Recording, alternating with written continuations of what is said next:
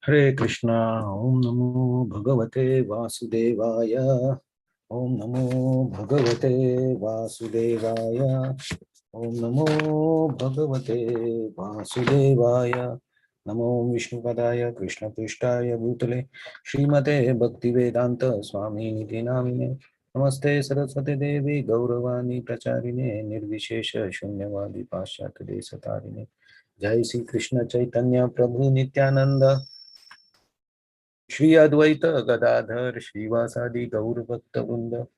Hare Krishna, Krishna Krishna, Hare Hare, Hare Rama, Rama Rama, Hare Hare, Mukham Karoti Vachanam, Pangum Langate Gurum, Yatkupa Tamaham Vande, Shri Gurum Dinatarine. Hare Krishna. So today's verse is verse number 20 of chapter 8, Attaining the Supreme. So Krishna is explaining how different yogis can attain the supreme abode of Krishna and what is that abode, and also is giving the comparison of the temporary world and the eternal world. So in the last three shlokas we have seen that Krishna has explained that the temporary nature of the world. Now next this next three shlokas will explain about the eternal world. So let us see the shlokas. परस्तस्मात्तु भावो अन्यो परस्तस्मात् भावोऽन्यो अव्यक्तो अव्यक्तात् सनातनः अव्यक्तो अव्यक्तात् सनातनः यः स सर्वेषु भूतेषु यः स सर्वेषु भूतेषु नश्यत्सु न विनश्यति नश्यत्सु न विनश्यति। परस्तस्मात्तु भावो अन्यो परस्तस्मात् भावोऽन्यो अव्यक्तो अव्यक्तात् सनातनः अव्यक्तो अव्यक्तात् सनातनः यः स सर्वेषु भूतेषु यः स सर्वेषु भूतेषु नश्यत्सु न विनश्यति. नश्यत्सु न विनश्यति। Please chant. परस्तस्मत्तु भावो अन्यो अव्यक्तो अव्यक्तात् सनातनः यः स सर्वेषु भूतेषु नास्यत्सु न विनश्यति। परस्तस्मात् भावोऽन्यो अव्यक्तो अव्यक्तात् सनातना यः स सर्वेषु भूतेषु नश्यत्सु न विनश्यति।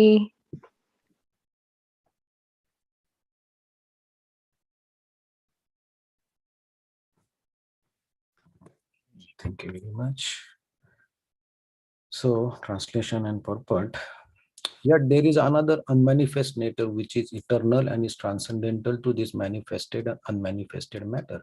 It is supreme and is never annihilated. When all this world is annihilated, that part remains as it is. Purport.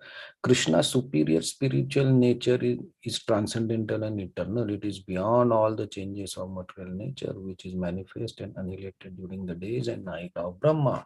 Krishna's superior energy is completely opposite in quality to material nature. Superior and inferior nature are explained in the 17th chapter. So here Krishna is explaining the, what we can say, the properties or qualities of the eternal nature. So we can see it is, first is parastasmat, it is transcendental. Avyakto, it is unmanifested. And it is supreme. And nashyatsu na vinashyati, it is never annihilated. So if we see this shloka, let's go a little bit back, how the flow is going. Okay, let's see if the verse number 16, Krishna told that those who attend me never go back. Then Krishna gave in the 16th verse, Krishna told that Abrahma Bhuvanar Loka Punar Avartino Arjuna. So in this material world, highest planet to the lowest, everybody has to take birth again. The second part of the word is Mam Upete to Kauntaya Punarjanmanu Vidyate. So material world information in the first line, and then he gave those who come to me, they will not take the birth again. So for this first line, the first line explanation is given in the three verses 17, 18, and 19. There Krishna explained like how what is Brahma's life, and how the world is manifest and unmanifest when Brahma goes to sleep and if he wakes up. And then he tells that okay, so this material world is not eternal. There you will have to go. Sorry. So you have to go through the temporary nature, and it will be uh, sometimes you will be visible, sometimes you will not be visible. Uh, and then helplessly everything takes place. Now, these three shlokas explain the first line. Now, the second line explains that those who reach me, they will never take birth again. So, now from 20, 21, and 22, Krishna will explain about the second line that when you reach me, what is the nature of the place where you go and why you don't come back from that place, and how it is different from the material nature. So these words actually is the beginning of that explanation. And Krishna says that, so till the last verse, Krishna told that in this material world, when Brahma is awake, everything becomes manifest. When Brahma goes to sleep, it's annihilated and it's not visible. It's into the body of Vishnu. And when all the universe is complete dissolution happens, then for so many years, it's everything is unmanifested. So he is telling that manifest and unmanifest are the properties of this material world, and living being is helplessly following that cycle. But now he says, okay, but beyond this manifest and unmanifest nature, there is a world which is transcendental, which is eternal, and which does not have this characteristic or nature of manifested or unmanifested. It is always manifested. It is transcendent. It is beyond everything. So that place is never annihilated in any case. So when all the universes are vanished or annihilated, still that place remains the same. So here Krishna is telling that there is something which is beyond all these material things of coming and going, starting and finishing. There's something beyond this. And that is what Krishna is telling in the 16th verse, that if you come to me, you will never take birth again. So now Krishna has given the explanation of the place, that there exists something which is avyakta, which is you cannot see, but that is eternal. So see, for example, then anybody will say, okay, if I cannot see that place, how I can understand what is that place? How I can know about that place? So, but the general tendency of people is when the question comes about the spiritual things, suddenly they become that, oh, if I cannot see, I cannot believe, something like this. But in this material world also, when we are living on the earth, there are so many countries that we have not seen. I have not seen that country. Okay, I have not gone to Australia. So I cannot say that Australia does not exist. Sydney does not exist. There are no people there. That nothing like Australia exists. No, we check on internet, we hear from people, and we believe that. Yeah, Australia exists. Even if I don't go there, I believe it. But when we talk about spiritual thing, how to understand, we have the Shastra, we have the Veda, we have Bhagavad Gita, we have Bhagavata. We have 18 Puranas. Everything is there where the explanation of the God's place is given. But when the people don't have faith, they generally start arguing how you can say this Shastra is correct. So there's so many reasons. So Australia is not there, but I can see videos and I can see something, so I understand. But our senses, that's why in Kali Yuga, our senses are so impure that even if If we don't see, we don't believe.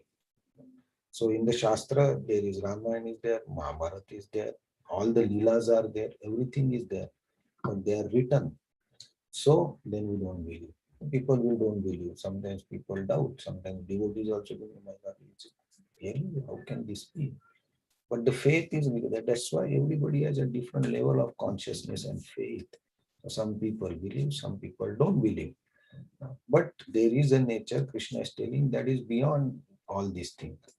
Because this material world, if it is manifested and unmanifested, it should be created by something which is eternally existing. Otherwise, how this can be created and annihilated?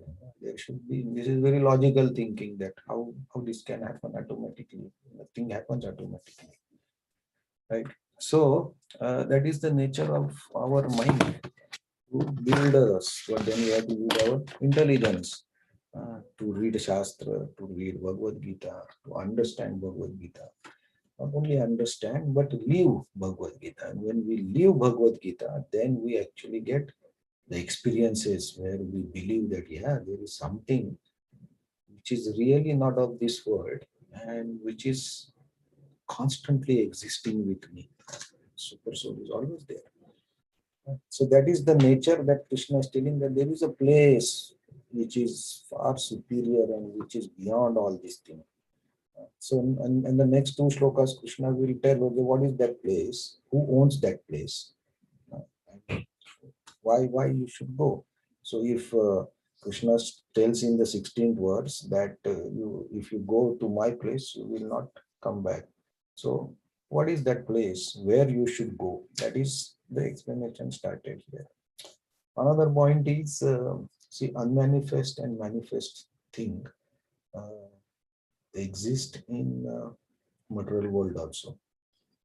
For example, our gross body is there, right? We cannot see our mind. We cannot see our intelligence. Nobody can show this is your intelligence, this is your mind. But it is an experience that I use my mind. My mind bothers me. It creates problem. But sometimes my intelligence works and then I control my mind, or my intelligence is sharp. I can code the program, I can debug the program, or I can have different ideas to do the things. That is my intelligence. So we cannot see those things. So those are also subtle things. So we can say, okay, those are also unmanifested. So what Krishna is telling, that, okay, why those things cannot be this thing, what Krishna is telling. But when all this material world is annihilated, along with that, our body, our soul, our false ego, intelligence, everything is unmanifested. So at that point, when it is annihilated, it's not visible. So, but that material subtle elements have end. How that end? They are not completely manifested always. Sometimes they are annihilated. So they are not eternal. So they cannot be seen. So they are. So that is different property from what Krishna is trying to tell, that it is never annihilated.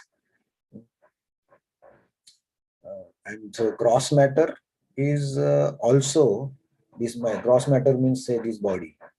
My body is also unmanifested when I die, or when the world is annihilated. So there are different uh, arguments or points that people put, but we should understand what is the flow of Bhagavad Gita and what is Krishna trying to tell, because Krishna is taking our consciousness towards something which is eternal, and he's taking our consciousness to surrender, surrender the free will. So that is actually the bhakti path, right? So manifested things like mind and intelligence we can experience. So similarly, the spiritual world, which is not visible to us, can be experienced, can be understood, or not by the knowledge, by the knowledge from Bhagavad Gita, by the knowledge from Shastra and Puranas. So Krishna will explain more about his abode in the next couple of verses, and he will ultimately give So the title of the chapter is Attaining the Supreme, right? So how you can go to that Supreme, and why that is Supreme, and why Krishna is trying to tell that where to surrender. So that Krishna will tell in the next few verses and make it very clear. Okay, and so now he also is giving, taking our consciousness slowly towards that. Okay, if unmanifested state, I need the knowledge. What is that place? How is that place? How it interacts. So all these things automatically our intelligence starts now. Okay, I should know all these things. So Krishna is taking the consciousness and intelligence in that direction, so that the next part of the Bhagavad Gita will explain all these details. Hare Krishna, thank you very much. So any comments or any questions or any additions anybody would like to do? Then we have few minutes.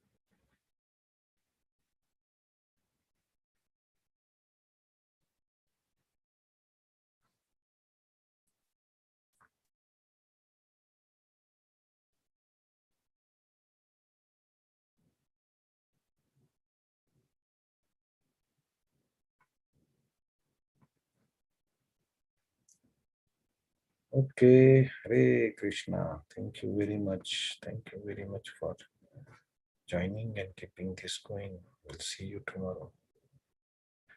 Hare Krishna, thank you so much. Thank you so much. Hare Krishna.